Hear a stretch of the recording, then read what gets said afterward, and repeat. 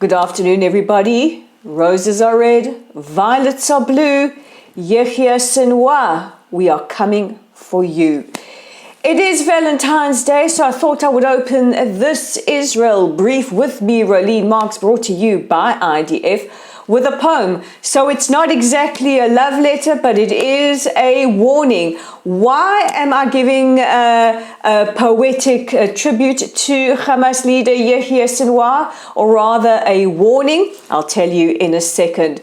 We are day 131 of Israel's war with Hamas. Let's take a look at those top stories, and we begin with news that last night the IDF showed footage inside a terror tunnel believed to be in Khan Yunis, a city in the Gaza Strip. The footage showed Hamas leader and the mastermind of the 7th of October terror attacks, Yehia Sinwar, being guided through the tunnels by a man believed to be his brother Ibrahim, as well as one of his wives and 3 of his children.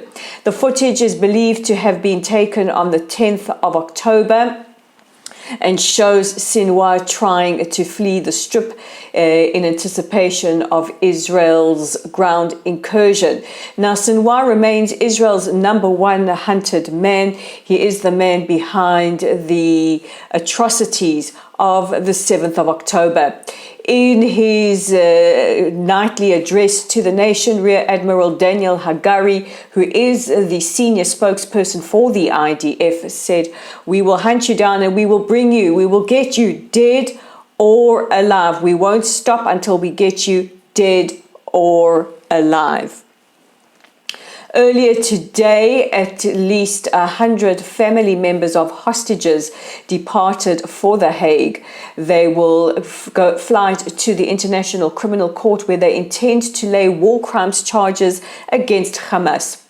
Departing at Ben Gurion Airport, one of the members of the Bibas family. We can't forget those searing images of Shiri Bibas and her 2 beautiful babies, 1-year-old Kfir, who was just 9 months old when he was kidnapped, and his older brother Ariel, who was 4 years old, along with their father and other members of their kibbutz Nir Oz, were taken as hostages to the Gaza Strip following the atrocities committed on the 7th of October.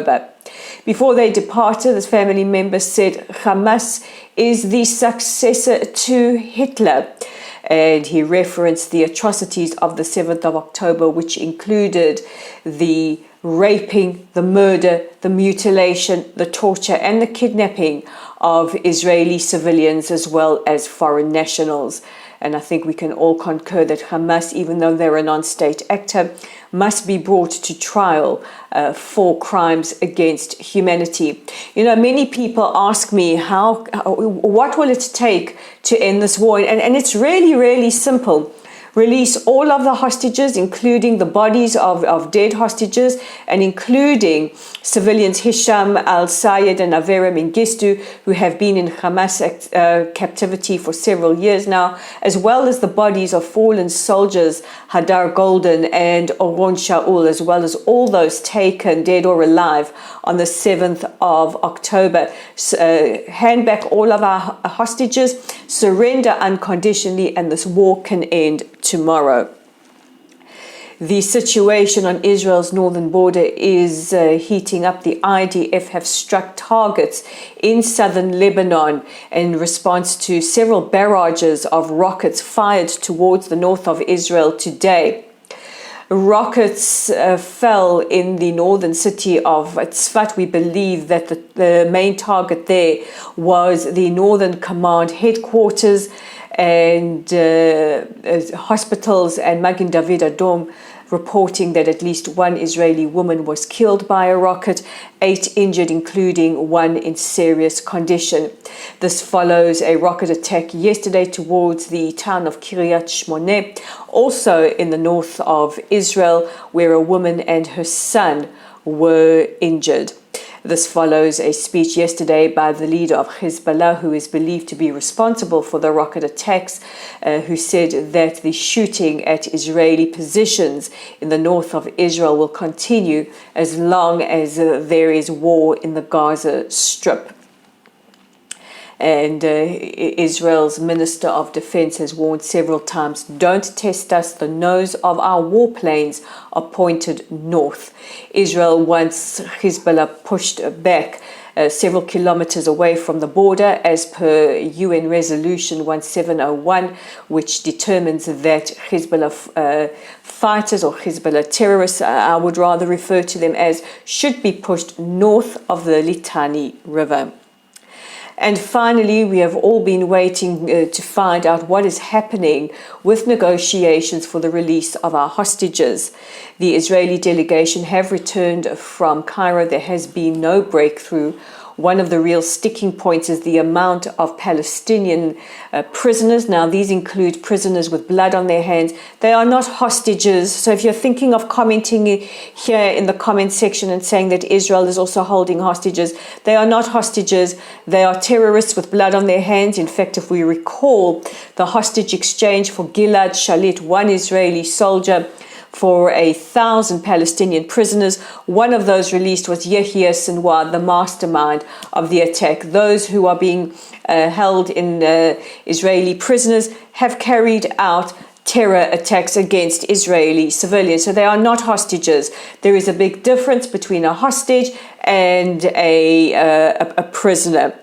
A prisoner because of crimes of terror. Meanwhile, Palestinian Authority President Mahmoud Abbas has urged Hamas to reach an agreement with the Israelis to release the hostages, saying that as Israeli troops push through Gaza, he doesn't want a catastrophe, and he likened it to 1948. So those are our top stories on this Valentine's Day.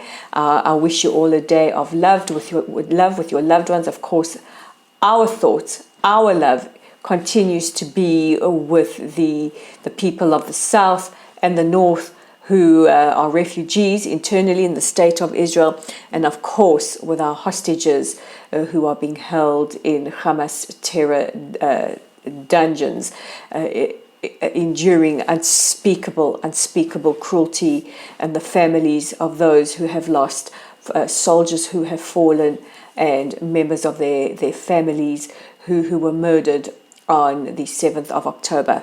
A huge, big thank you and huge love to our soldiers who are fighting not just for our safety, but for your safety as well. And we hold those bereaved families of fallen soldiers in our collective hearts and in our collective arms. Don't forget to check out our website at www.layoftheland.online. If you want to write for us or receive our weekly newsletter, please be in touch. Our Facebook page, as always, is at LOTLSITE at Lottle's site. Our YouTube channel is right here at the Israel Brief. Please like, share and subscribe. And of course, we're on X at Lay of the Land 5. Follow us there. I'm Rolene Marks. I love you guys. Thanks for your support and your comments. And I will see you tomorrow for the last Israel Brief of the week. In the meantime, take care of yourselves and each other. Bye for now.